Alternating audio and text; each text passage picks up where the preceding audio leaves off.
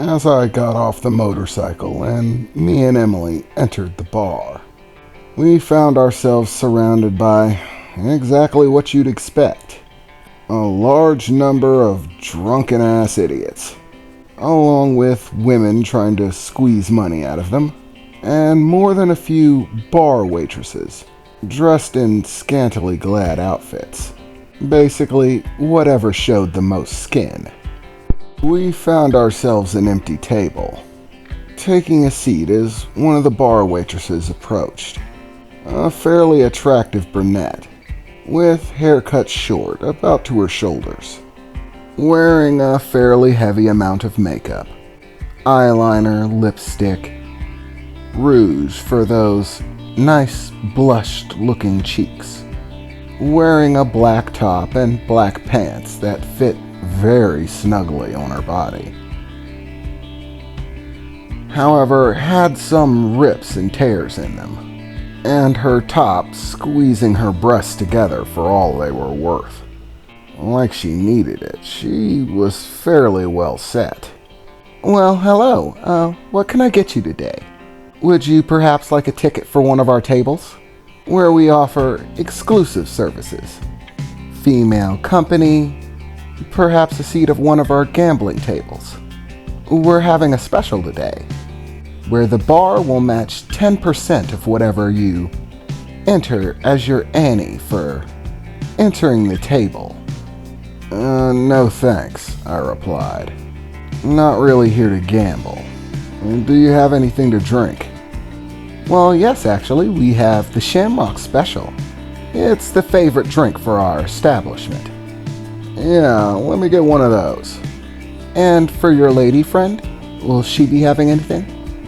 "No, I'm good on getting plastered," Emily replied, still looking upset, as if being here was the last thing she wanted to do. "So, has Danny been in today?" You're gonna have to be more specific, ma'am." "Really? Danny Dynamite. Has he been in today?" "Oh, him. Well, no, he hasn't been in. He usually does swing by, though."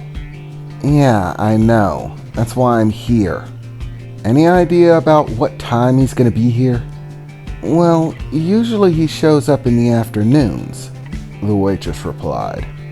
"So, about another hour or so, at minimum. But if I could offer some advice, you're better off not dealing with him. If you're here to fulfill some fantasy crush on the famous weapons maker, I'd advise against it. It's not that he'll turn you down. Trust me, he won't. And that's sort of the problem.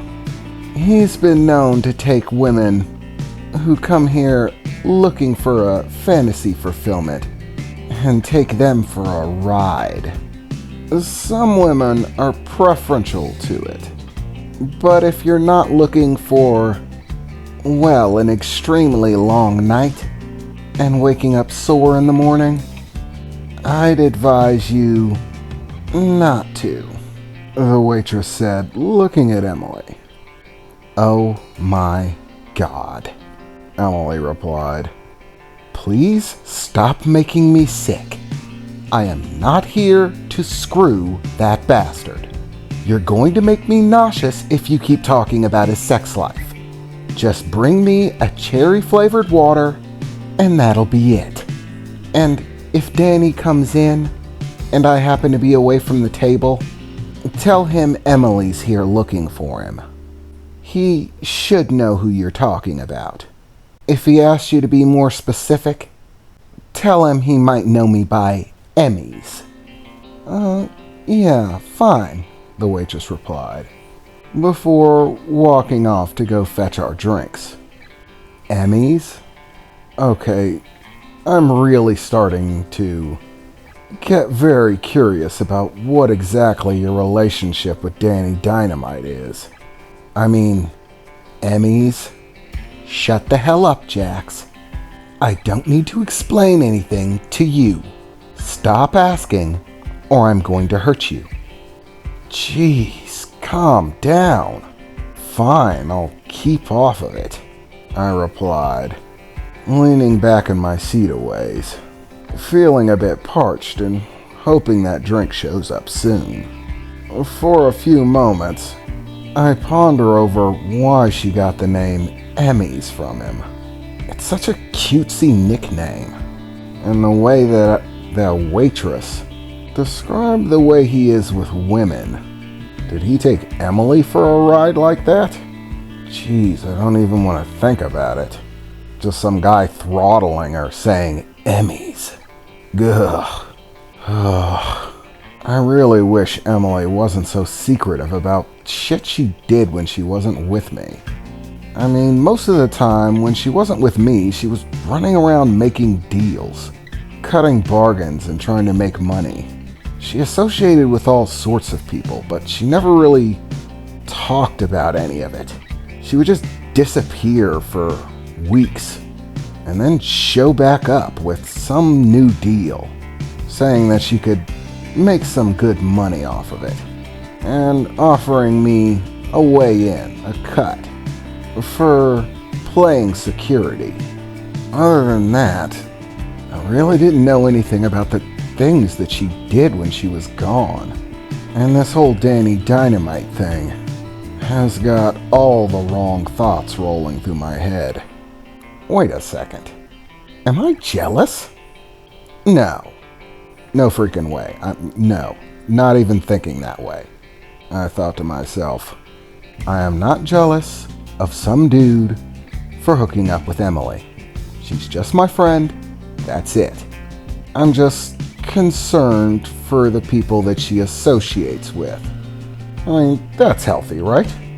Or at least, I guess that's what I'm trying to tell myself. Truth be told, despite her personality, I've had a little bit of a thing for Emily ever since we met when we were kids. But she never really returned any of those feelings. I mean, I tried once when we were younger, but she totally locked me into the friend zone. And the friend zone is not a place you return from.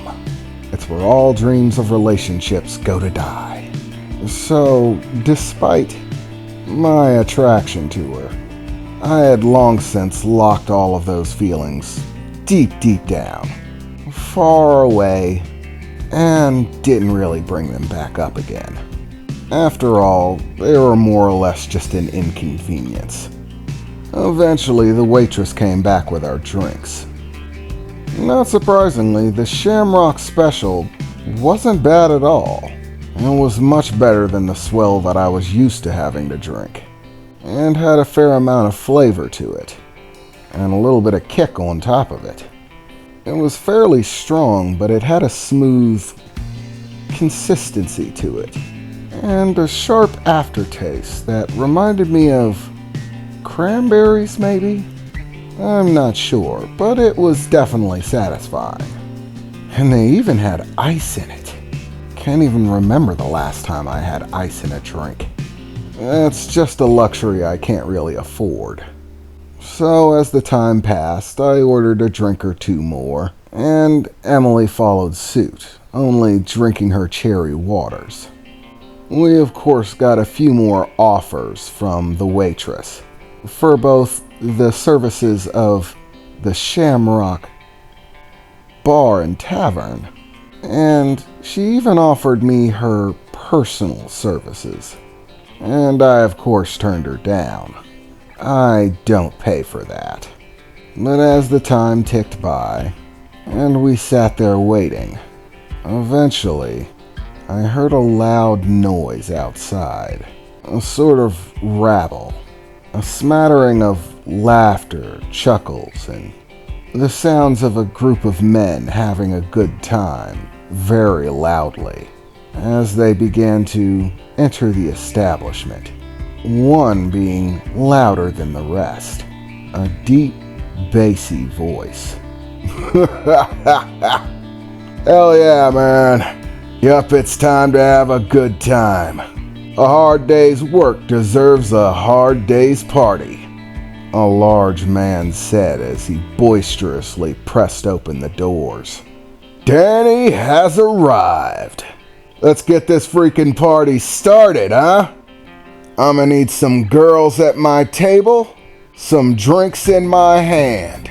Let's start this night off right," the man boisterously shouted. This guy was freaking huge. Easily 6.5 foot tall. Red hair that hung down over the beat-up jean-style vest that he wore, covered in pockets, all of them seemingly stuffed with different things. A large cigar hanging out of his mouth, billowing smoke as he did. His red hair went perfectly with a very thick beard, all red, with a black undershirt and a pair of jeans to match the vest that he wore. Old-style boots. Not the military kind. No, these actually look like cowboy boots. Like they were made out of snakeskin or something. And this guy was absolutely covered in guns. He must have had at least 6. A rifle slung over his back, guns tucked into pockets and strapped to his legs, and none of them looked like standard make guns at all.